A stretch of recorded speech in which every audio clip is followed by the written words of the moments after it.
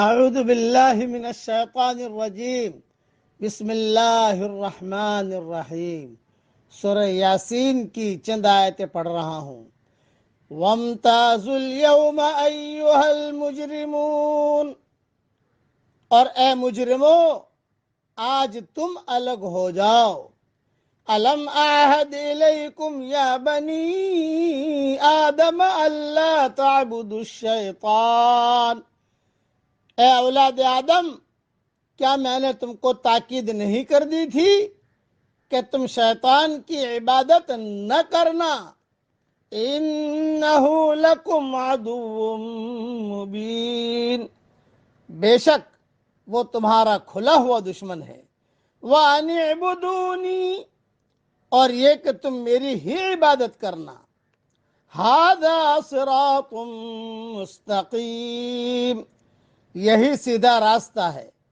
وَلَقَدْ أَضَلَّ مِنْكُمْ جِبِلًّا كَثِيرًا، اور اس نے تم میں سے ایک بڑے گروہ کو گمراہ کر دیا۔ أَفَلَمْ تَكُونُوا تَعْقِلُونَ، تو کیا تم سمجھتے نہیں تھے؟ هَذِهِ جَهَنَّمُ الَّتِي كُنْتُمْ تُوعَدُونَ، یہ ہے جہنم جس کا تم سے وعدہ کیا جاتا تھا۔ اصلوها اليوم بما كنتم تکفرون، اب اپنے کفر کے بدلے میں اس میں داخل ہو جاؤ۔ اليوم نختم على افواههم وتكلمنا ايديهم، آج ہم ان کے منہ پر مہر لگا دیں گے اور ان کے ہاتھ ہم سے بولیں گے۔ وَتَشْهَدُ أَرْجُلُهُم بِمَا كَانُوا يَكْسِبُونَ، اور ان کے پاؤں گواہی دیں گے جو کچھ یہ لوگ کرتے تھے۔ وَلَوْ نَشَاءُ لَطَمَسْنَا عَلَىٰ أَعْيُنِهِمْ، اور اگر ہم چاہتے تو ان کی آنکھوں کو مٹا دیتے۔ فَاسْتَبَقُوا الصِّرَاطَ فَأَنَّىٰ يُبْصِرُونَ، پھر وہ راستے کی طرف دوڑتے تو ان کو کہاں نظر آتا۔ وَلَوْ نَشَاءُ لَمَسَخْنَاهُمْ عَلَىٰ مَكَانَتِهِمْ فَمَا اسْتَطَاعُوا مُضِيًّا وَلَا يَرْجِعُونَ، اور اگر ہم چاہتے تو ان کی جگہ ہی پر ان کی صورتیں بدل دیتے، تو وہ نہ آگے بڑھ سکتے اور نہ پیچھے لوٹ سکتے۔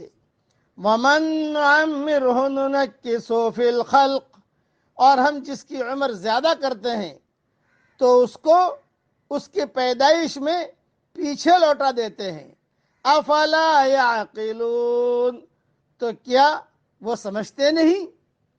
بس ان آیت کے ترجمے کی تشریح یہاں کرنے کی ضرورت نہیں ہے، البتہ انشاءاللہ تشریح ریاض التفسیر میں اپنے وقت پر آئے گی انشاءاللہ۔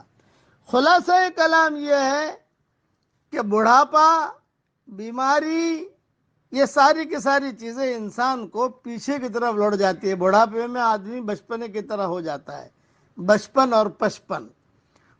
دوسری بات، قیامت کا دن آنا ہے، اللہ کے سامنے کھڑا ہونا ہے، اس وقت میں اچھوں کے ساتھ اچھا معاملہ ہوگا، بروں کے ساتھ برا معاملہ ہوگا۔